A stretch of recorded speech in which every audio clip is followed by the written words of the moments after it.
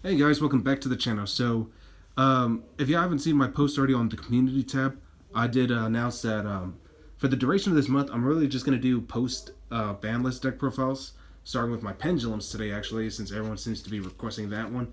Like from the poll that I did with the Shadow Dinosaurs, Lair of Darkness, and all those other decks that I posted, I'll wait for till next month to upload those, since we're kind of already at the end of the month. I'd rather just like have them ready for like a fresh new start on the new month instead. So yeah, just for the duration of the month, it's gonna be post update deck profiles, and that's it. I'm also gonna do a hero deck with Liquid Soldier, but only with the new support.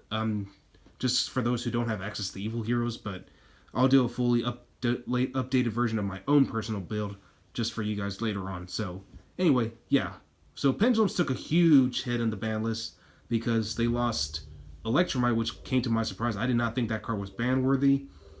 They also limited Servant of Endymion, which actually I kind of expected that one just because, that card was a one card Electrumite essentially. But Tempest Magician, I didn't care for that one. I mean, nobody likes FTK, so I was okay with that one being hit. But that Electrumite really hurt those. So because of that, now the deck can't really utilize the Guard Dragon package as well as it did before. So now there's just like you got to go towards like the pure Endymion build. I believe Pendulum Magician can still play just fine the way it is.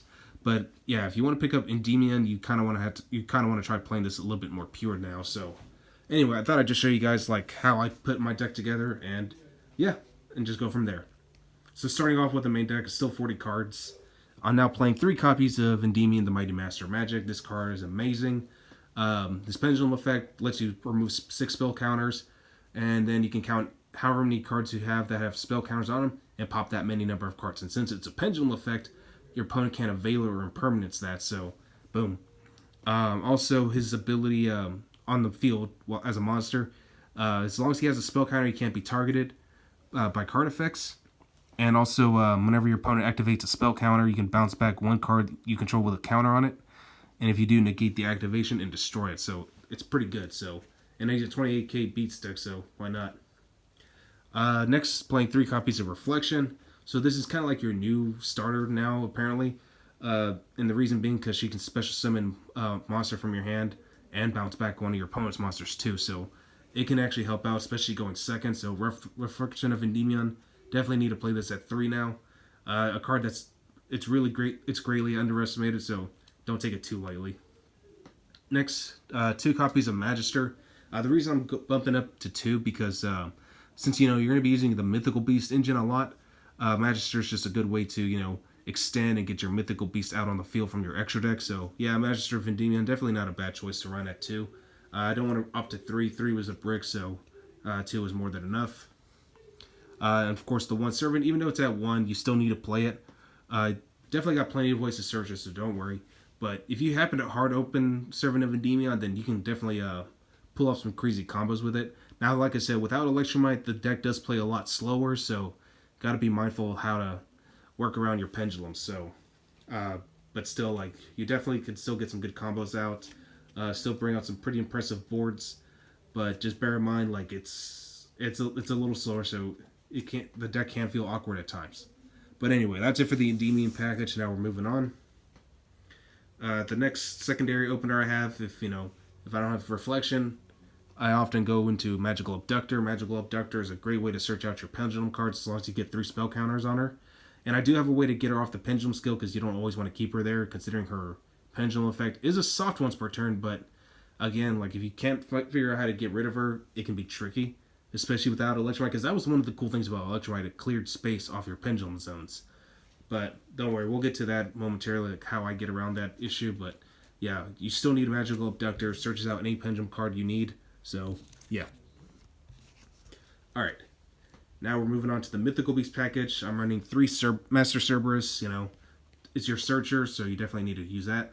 And it also banishes off the field if you have enough spell counters while he's a monster. So still pretty good.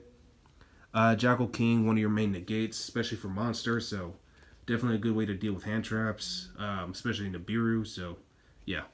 And the 1 Garuda. I may eventually put in Basilisk and 1 Jackal, but for now I'm just running this package just because, I'm still kind of toying with this deck. This is kind of like not my permanent list, but depending on how well it performs, it might be. So I didn't want to run too many Mythical Beasts. I just wanted to run the best ones in my opinion. So yeah, I'm still running the Chronograph package with 3 Chronograph and 1 Time Gazer.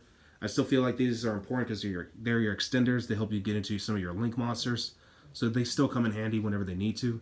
And plus, I have more Xyz options too, so Chronograph definitely helps at times.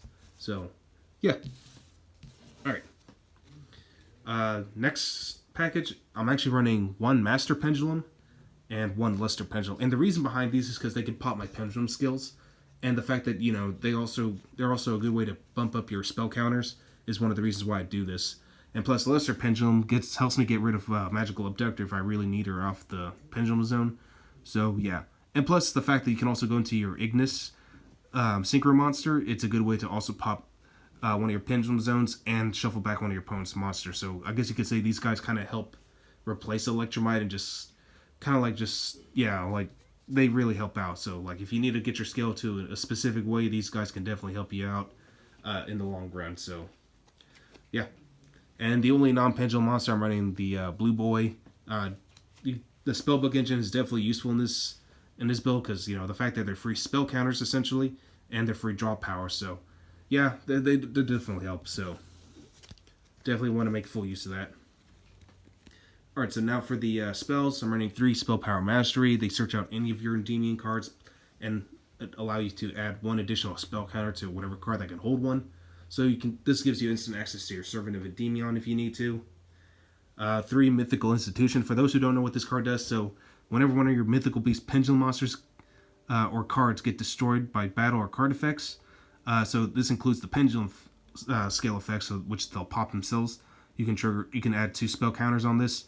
And then you can remove any number of spell counters off this card, and then add 1 Mythical Beast, or add 1 monster from your hand or your deck, face-up extra deck, with the level equal to the number removed. So this card basically searches out almost anything, really. So it's really nice, the fact that it's just another searcher card. So, and also if this card were to be destroyed, you can remove 1 spell counter instead just to protect it. So, not an easy card to get around. Of course, Cosmic Cyclone is another story. Next, 2 Magical Citadels. So the whole point of this deck now is just to keep building up your spell counters, and Citadel is just a good way to keep storing them and just just go crazy with the spell counter. So definitely want to see this field spell a little bit more now rather than just running it at 1. And yeah. For draw power, I'm running 2 Desires. I'm not running Allure Darkness anymore because I don't have enough darks now. There's still dark monsters in my deck, but now I'm running like a whole plethora of attributes. So yeah. That's the only reason why I'm not running Allure Darkness anymore. So instead I'm running 2 Book of Secrets, 2 Knowledge, since, I'm running primarily Spellcasters, so this definitely works. And then 1 Terraforming, just the fact that it gives you instant access to your field spell. So, boom. Alright. Now I might take out one of the Spellbook of Knowledges for an Upstart Goblin. Like I said, I'm still tweaking around this deck just to see how well it performs. But depending on what that is, I'll keep you guys posted, basically. Alright, so now for the extra deck. Running Crowley. It's basically Pantheism. You reveal 3 spellbook cards of different names, and your opponent chooses picks one at random for you. It's for you to add to your hand, and you shuffle the rest back into your deck. So it's a good way to instantly access your spellbook cards, because you definitely need them. You kind of need to run Daybreaker now. It's if you summon a spellcaster to one of his arrows, you give him an additional counter, and then if you can remove 2 spell counters at any given time, then target 1 card on the field and destroy it, so it's free removal. So yeah, definitely pretty good. I'm running Beat Cop, just because it's a good way if you do happen to get 2 darks to make her, she can act as protection basically.